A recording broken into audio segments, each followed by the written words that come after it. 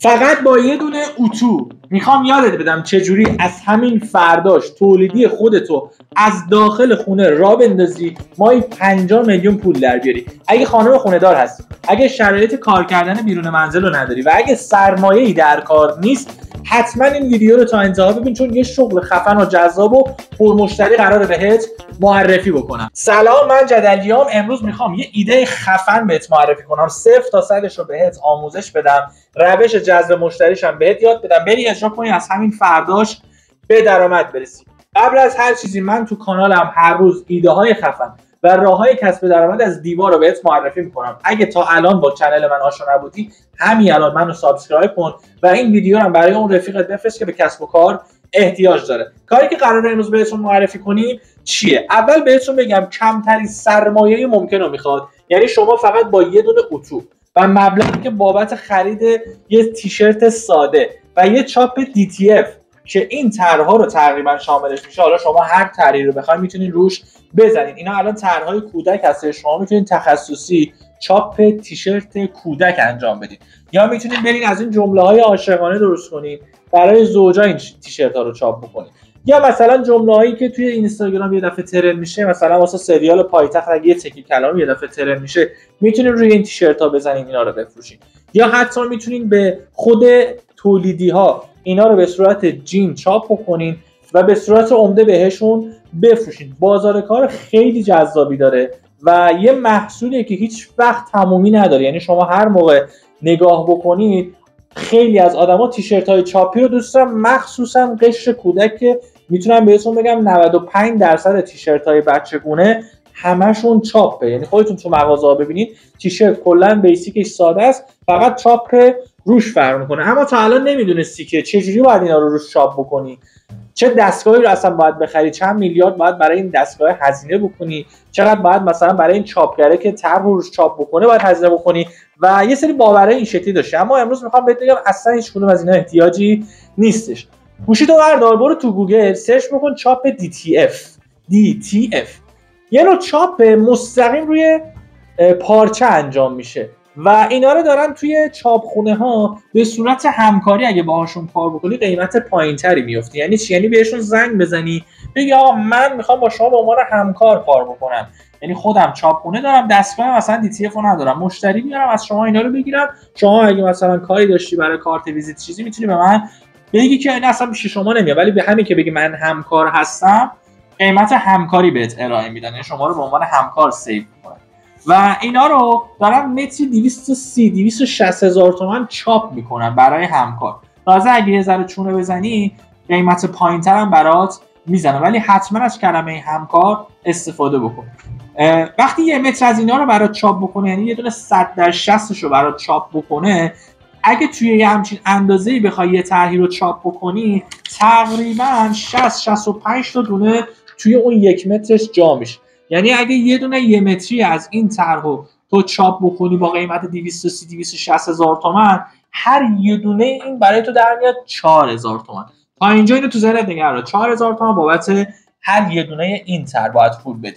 جدا از بحث این، تو یه دونه پارچه نیاز داری یا یه دونه تیشرت که بخوای اینا رو روش چاپ بکنی. تیشرت ساده سفید که به صورت عمده توی دیوار، توی گوگل سرچ بکنی، توی بازار 15 خردادی اگه شهرستانی هستی تو همین خود دیوار سرچ بکنی، عمده فروشاشو میتونی پیدا بکنی. تیشرت اسپان بهش میگن. یه تیشرت ساده است که درصد چاپ بالایی روش میشینه و شما به راحتی میتونی اینا رو تهیه بکنی به صورت عمده ساده بیسیک، حالا رنگاش میتونه فرق بکنه و اینا هم اگه بخوای عمده تهیه بکنی دیگه در بیشترین حالت ممکنش دونه 85-90 هزار تومان برات میفته. یعنی اگر 90 هزار تومان در نظر بگیری، این هم 4000 تومان با زیر 100 هزار تومان شما سرمایه رو تموم کردی. حالا چجوری باید اینو روی تیشرت چاپ بکنی؟ خیلی ساده است. من یه ویدیو ضبط کردم، الان کنار این ویدیو براتون میذارم که ببینید، خودم در کنارش بهتون توضیح میدم. شما برای چاپش نیاز دارید که اول این طرحو همین شکلی روی پارچه یا اون تیشرتتون بذارین و یه پارچه هم وسطش بذارین که مابین اتو و طرح شما بشه که اتو باعث نشه این طرحتون بسوزه و اتو رو محکم و خیلی آروم روی این طرح بکشین که این چسبه ذوب بشه، طرحتون کامل پرس بشه روی پارچه‌تون.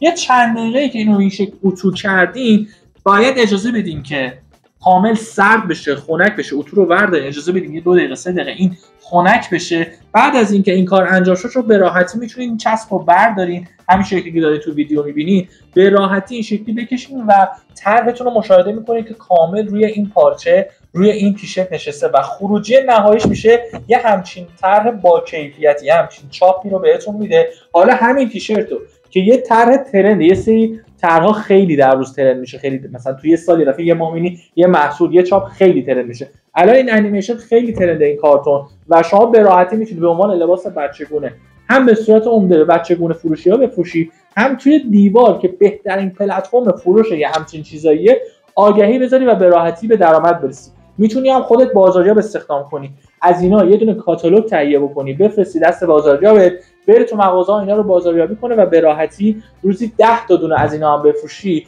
اینو بهت بگم این الان برای تو درآمد 95000 تومان، 94000 تومان. همین یه دونه تیشرت رو 300-350,000 تومان دارن میفروشن، یعنی یه چیزی هولوش بالای 200,000 تومان حاشیه سود داره تقریبا. یعنی بخوام حساب کنم کمترین حالتش 200,000 تومان. یعنی شما اگه روزی 10 تا از اینا بفروشی 2 میلیون حاشیه سود داره. ماهی 60 میلیون شما میتونید فقط از چاپ یه تیشرت، اونم تنها سرمایه‌اش یه دونه تیشرت بود و یه دونه چاپ DTF و یه اتو ساده که در روز شاید زیر 1 ساعت بتونی 10 تاش هم برای خودت چاپش رو انجام بزنه. اما از اینجا به بعدش دیگه خلاقیت تو دخیله که تو چه طرحهایی رو این بزنی، به روز باشی خودت آپدیت نگهداری، چه طرحهایی ترند میشه اونا رو بزنی یا خلاقیت ایجاد کنی. الان هوش مصنوعی اومده، طرحهای جذاب میتونی خودت ایده بدی برات چاپ بکنه و به صورت DTF بدی به این چاپخونه‌ها، روی این کاغذ برات اوکی بکنه و بتونی به راحتی روی این کار پیاده بکنی. بهترین راه درآمدزاییش هم آگهی گذاری توی دیوار. اگر بلد نیستی همین کلمه تیشرت چاپی رو توی دیوار سرچ بکنی آگهی‌ها رو برات